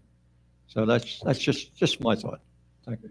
You can't sell something on a current zoning and then change the zoning because what they bought it for doesn't meet what you want. That's it. No, but What Frank's is that saying, property zone Frank's saying as? change the I'm just trying zoning to now. look right now.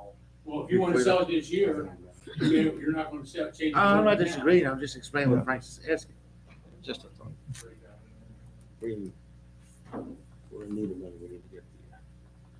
I mean, I can appreciate light industrial. So I can appreciate using the EDC as pass through. I think, I see the EDC as more for something that's, they can be of use in kind of a specialized property like we have with the firehouse and the wastewater treatment plant. But I mean, there's a reason we didn't use them for the 400 Locust Street or the property on South 12th or the farm, because those have more of a universal, appeal. It's not something specialized that we need to find a niche bar or a niche, user for. Whoever's going to market this property, make sure you pick someone that's going to market it to bring in people that are interested. I think it's kind of like the same discussion we had about the beginning.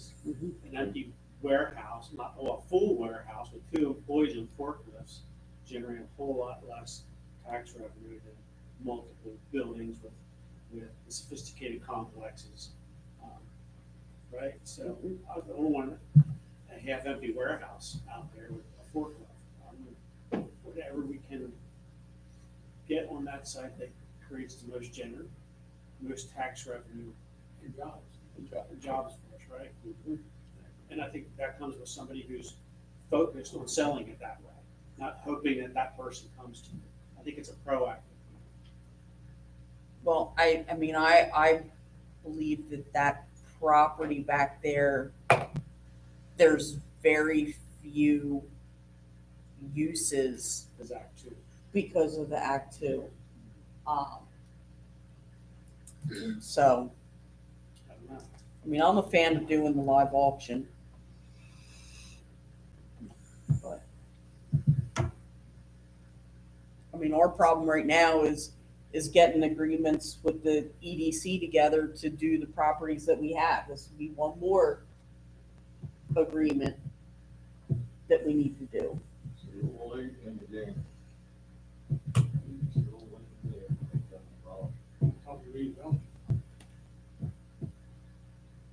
I mean, we still have to have the agreement though.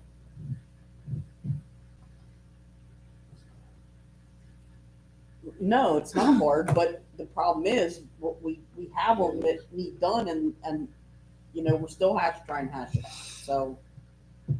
So I have a question on the legality side of what we have to abide by as far as not contracting with, we can't list it, I know that, with a realtor, but if we are working with the EDC, could we have an agreement where a commercial realtor basically looks for and procures bids for that to satisfy the regulation? I would say if that person had an agreement with the EDC, yes.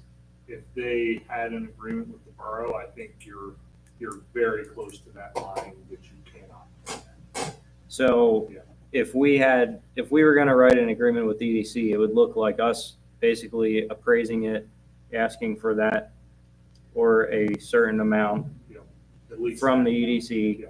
and then instructing them to then market it How they see. how they see And they fit. certainly know, I mean, I think, and knowing John D. Miller, he knows every commercial realtor in Lancaster County, I'm sure of that. So, I think they would do their best, because I can tell you, we don't have it finalized yet, but the way that the agreement's drafted right now for McGinnis is that they get 1% of the total purchase price. So they have an incentive to sell it for as much as they can as well, because that results in a higher, higher paycheck for them. So, And you structure it, that they come back to you and say, I have a buyer, this is what they want to do. yes. You have that right to say, nah, we'll find someone else. How long would it take to advertise to do a live auction? I think when we did that, we did it 30 days ahead. Exactly. We've got to advertise twice, Right. at least 3 days apart, not more than 45 days, not less than 10. So it takes, I think 30 days, and you want it to be, honestly, as long as you feel comfortable with, so that way the auctioneer has as much time to market it to the proper people, because they, again, just like everybody else, they know people that buy these kinds of properties. Right. Yeah, I thought that auctioneer we had before, I thought he did a good job bringing in The proper, the people. Was that Klein Crater good? Or yes, I believe that's correct. Yeah, 99% sure that's who it was. Yeah, I thought he was good. And he had people there that were interested, but not totally interested, so they were able to keep the bids going and keep it moving. Do we have a current Appraisal? appraisal on that property? Yes. I think so. I mean, we had, the one we got told the value Of of both the Yeah. separate parcels, and it was contingent on an access Which road, we have now. which we have now, so Mhm. we do have a good appraised And that would have value. been in 23, maybe, when we Yes. bought that property. Yes. I have to look at that exactly, but yeah, so we could certainly. Yeah, Angela I Tracy sent did that to you, one. right? Yeah, I have that. Yeah, I sent that to you. I found it. So who would you go through, EDC or the development authority? Which one makes the best sense?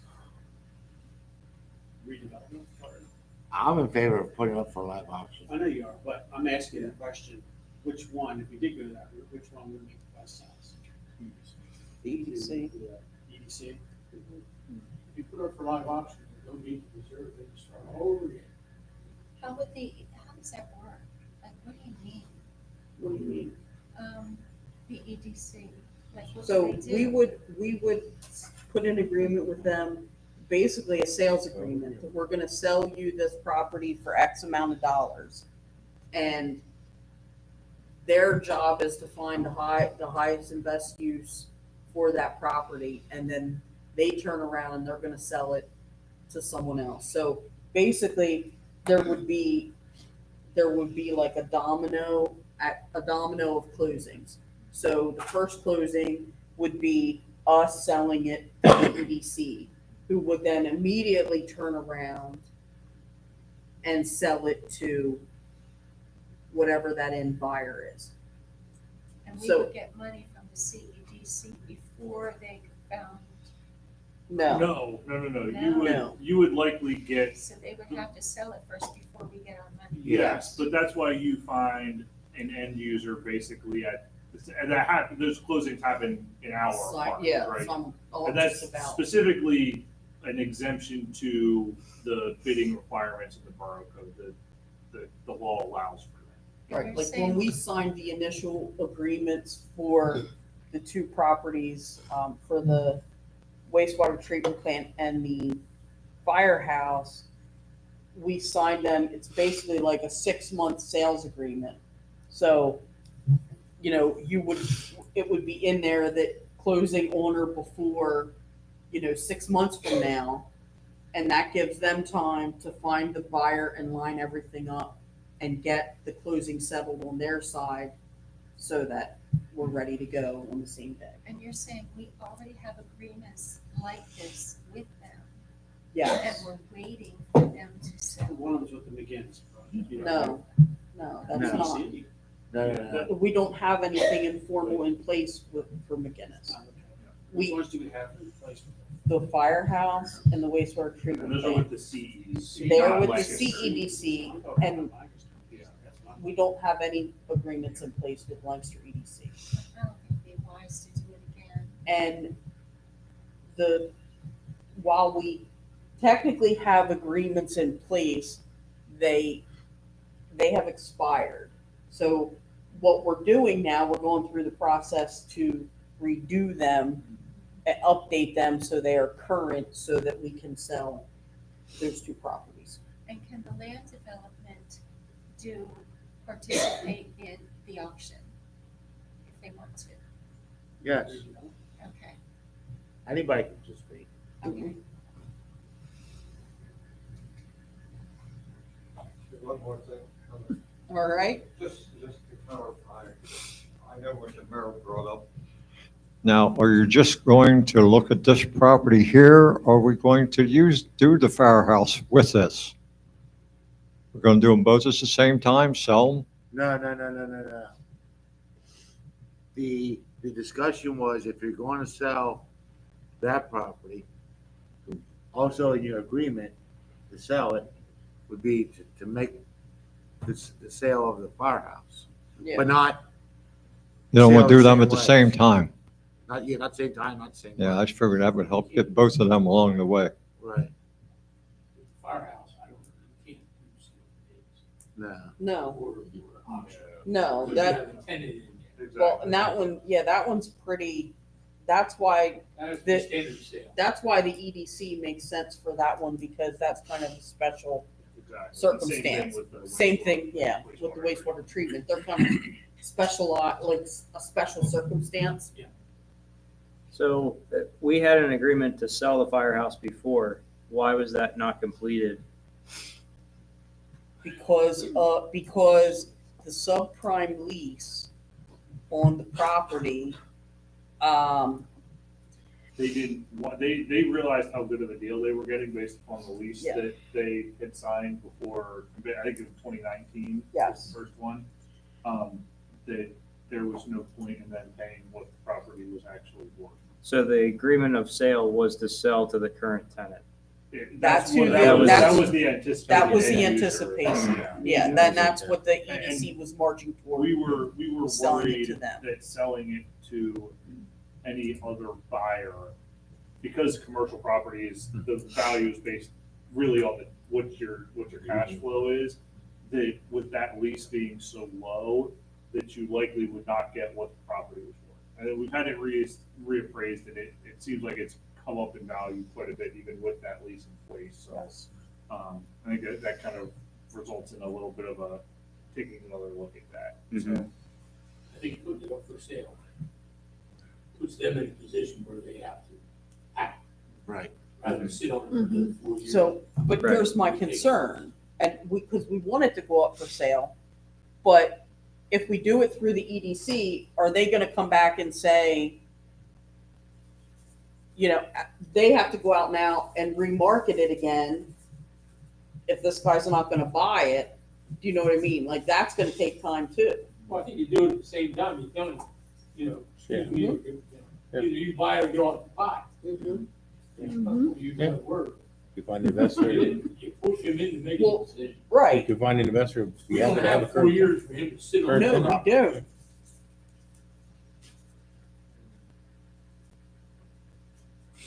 All right, so what are we thinking?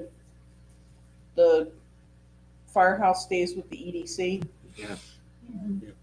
Ridge Avenue, I like to do it. I think it's nice to I see some do, options. I like to do an option. I'd like to do an auction too. Auction. I agree with the auction. Joanne? Auction. Do you have a word? make a motion? do it. Fine. Sell Ridge Avenue by way of public auction. Do I have a second? Second. A motion by Councilperson Murphy, second by Councilperson Stahl, to direct staff to set up a public auction for the sale of the Ridge Avenue property. Can we just make it clear so that the minutes are clear that that is I'll call it lot 2 of Lot 2 the of, back portion of the that. Ridge Avenue property, yes. Any further discussion? Yeah, one question. Once the borough, if the borough is gonna put up a the auction, instead of reserve, reserve, is it correct, that the reserve cannot be lower than the appraised value because it's public property? That has always been my understanding. I don't know if that is necessarily in Borough Code, but I think that's good policy. That's just good for policy. sure. Yeah, yeah. Yeah, you're not required, actually, you're not required to get an appraisal on a piece of property that you want to sell. But again, I think it's best practice, and I think that's where you want to set the reserve is. If that's what it's worth, then no reason to take less than that. Yeah. Any further discussion? All right, I have a motion by Councilperson Murphy, second by Councilperson Stahl to direct staff to arrange public auction for the sale of the Ridge Avenue Lot 2 property. All in favor? Aye. Anyone opposed? All right. Staff reports, comments, and announcements. Solicitor Gable. I think we've talked about a lot of what I was gonna talk about tonight, because we did have the closing to get that access easement on Tuesday, and we have a meeting with the CEDC on Thursday to discuss the building where KT Grant is currently occupying. So, but I will tell you that after the meeting 2 Tuesdays ago, we were able to pretty immediately get the Local Government Unit Debt Act debt proceeding filed with DCD so that we can get that approval. That's really the last major thing that we need to be able to schedule closing for the BIOS loan. So I'm hopeful that that will happen quickly. I'm going to check with them tomorrow to see where they are on that. And then hopefully we can move relatively quickly to that closing and make sure that the funds are available when you get the first bill from your contractor out at the beginning of the site. So. All right. Anything else? Secretary Treasurer, Mr. Caulfield. So the only thing I'd like to say is, again, on the 5th, which is this coming Tuesday, enjoy National Night Out, but that also pushed our work session to the 7th, which is Thursday, instead of its original first Tuesday. Go ahead. Upcoming meetings, as mentioned before, July 30th, tomorrow evening, is the zoning hearing board. Borough Council comments, Councilperson Brevard. I don't have anything. Councilperson Fisher. Nothing from me. Nothing, ma'am. You could skip there. Sorry, I skipped there. Nothing. Nothing else to say. I had a couple thoughts. First of all, I was doing some thinking, and we have in some of our gateways, we have some properties that have been long sitting vacant. And I know I discussed it with someone before, but I started doing some research, and would like to see if we can explore possibly instituting a vacant property ordinance. In other municipalities, Lancaster City even has one. Basically, if a property is vacant for more than 30 days, we could require them to pay a fee and register that property, because vacant properties take up time in code enforcement, they contribute to blight, they contribute a lot of things. Specifically thinking about the old Sunoco station across from ASC that looks horrendous, looks awful, and it's been like that for how long? You know, the property down across from Turkey Hill at Fourth and Linden, that office building that's been Mhm. sitting there. I mean, these are right on the way into town. The first thing you see coming into town is these awful properties. You know, maybe if, and then the other year we had that one up on Cloverton Drive. It got condemned, and then it sat vacant, and we had issues with that. So maybe by instituting like a vacant property ordinance, requiring them to pay a yearly fee, like you got to pay $200 every year that this property is sitting vacant. Plus, you have to make sure we have all the contact information and everything else. It can stimulate them to either, you know, get moving on something. I think, you know, another property I think about is the one down beside Parma. That's been like, I don't know, it's kind of a weird property, but there's not been anyone there for years. Like, we don't want that right in the middle of downtown. We want to encourage people to move on things. So I mean, do we have a thought about that? I've been already doing some research, and I have reached out to other people, other boroughs, and I got a sample ordinance that's, I think it's Centerville Borough, from Cheryl. She sent me theirs. Evan said another municipality, they also have one. So we can take a look at that too. Are we aware of properties that are either abandoned or vacant? Like, Yeah. do you know, so you know which ones are abandoned? Not necessarily abandoned, but they're vacant and they're sitting. Like, especially like there's the condemned property down on South Fifth Street where the foundation is, where it's pulling away. Like, that keeps sitting. Well, if they're not doing anything with it, we gotta spur them to get moving. You know, I mean, also thinking if we had something like that in place, you know, the old Black Legion on South Fifth Street, or you know, the other big one I'm thinking about, the 14 Lancaster Avenue, the old movie man sitting there on the corner. That's vacant, not doing anything. Contributes to blight. Like, let's do something to stimulate these to get moving. I think you have to. Someone can have a vacant property and it be in excellent shape, and then you can move on it. I think we have a demolition by neglect clause in our ordinances that allows you to move on those vacant properties. We do, but we don't want it to get to the point of demolition by neglect. If it's in good shape, we want it to be used. If it's in good shape, how can the borough say you need to sell your private property? No, we're not saying you need to sell it. We're saying you need to do something with it. It don't strike me as- I mean, Don't strike me as legal. now every There has to be ordinance, something tied to it. every ordinance that I've seen with the vacant properties, there's been exceptions and exemptions for like properties that are actively being marketed for sale. And there's specific criteria that make something be marketed for sale. Or properties that are actively undergoing renovations and things like that. I mean, I think what I can say is just a quick search turns up a number of these. And I think that from a legal standpoint, abandoned properties are threats to the health, safety, and welfare of the community for a number of reasons.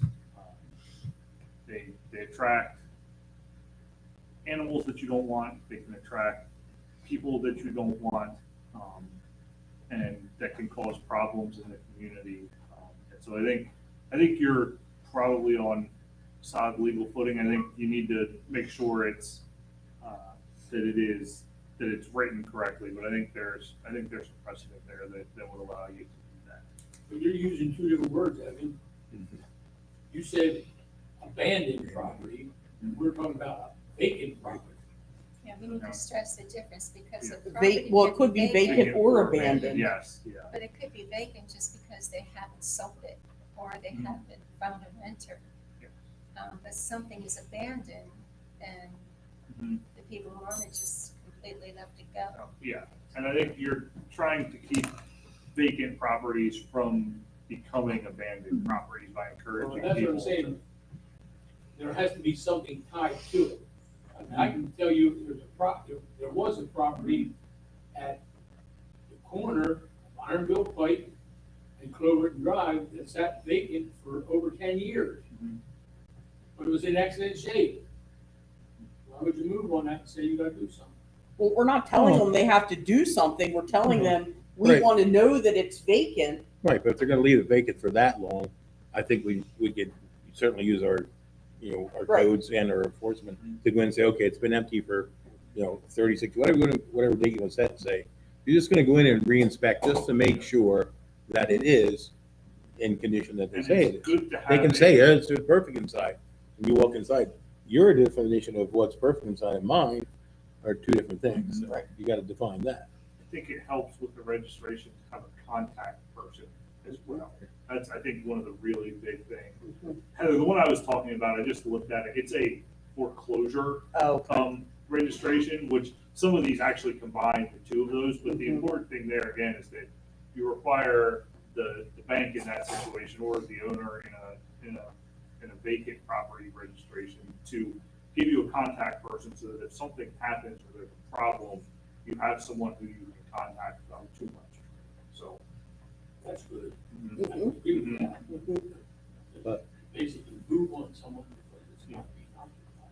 well, no, I It's mean, a we're not, registration. it's just a registration. Yeah. Whatever happens. It's just a The registration, but for some people, Oh, it's just a it's registration? just a Yeah. registration to say, every year you gotta pay us $200 to register this vacant property, saying it's registered, so that, and provide the contact information, whatever, that way, And they You know, should go through a but for re-inspection some- like everybody Okay, else. I'm sorry, I Yeah. thought it was. And they should go through inspections. no, but for some of those, for some people that own the properties that are doing it to simply lose money for tax purposes, maybe if they have to pay for that, they're gonna say, you know what, I'm gonna move on. I'm not gonna hold this one. I'll find a different property to lose money on. Do you see what I'm saying? All right.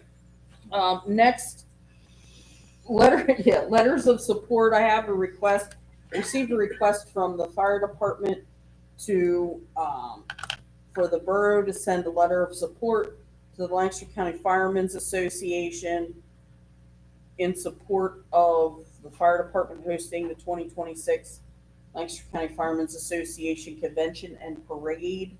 From what Jared told me before I got the letter, they were asked by the Columbia 300 committee to do a fireman's parade. And so the way to do that, they have to go through the county firemen's association, and the county firemen's association wants a letter of support from the borough, just stating that we are going to allow them to do that. But as this came up and other letters of support, I was wondering if we needed to have a policy that anytime letters of support requests come in, are we allowing, is it going to be a case by case basis, or do we want to stipulate that all of those have to come through council? The only reason I'm asking is because I have, with the different things, requests that have come in, different municipalities I've been talking to, all of them seem to have the policy that they have to go to the governing body. The manager isn't going to make that decision. So I didn't know if that was something that we wanted to put that policy in place to say all letters of support come to us, or, we're allowing the manager to make that decision. And then I have one more thing. During that deluge of rain, or actually the two times, I had several residents asked about emergency declarations and what that would, like, why didn't we declare an emergency because people got water in their basement and things like that.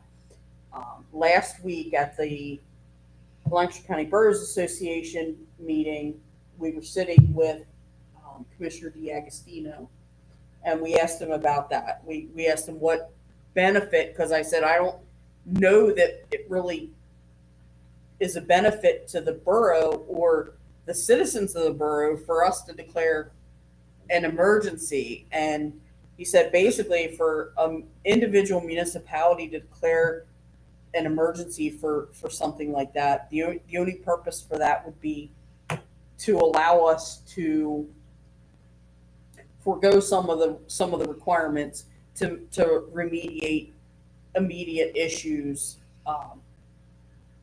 in our infrastructure and things like that.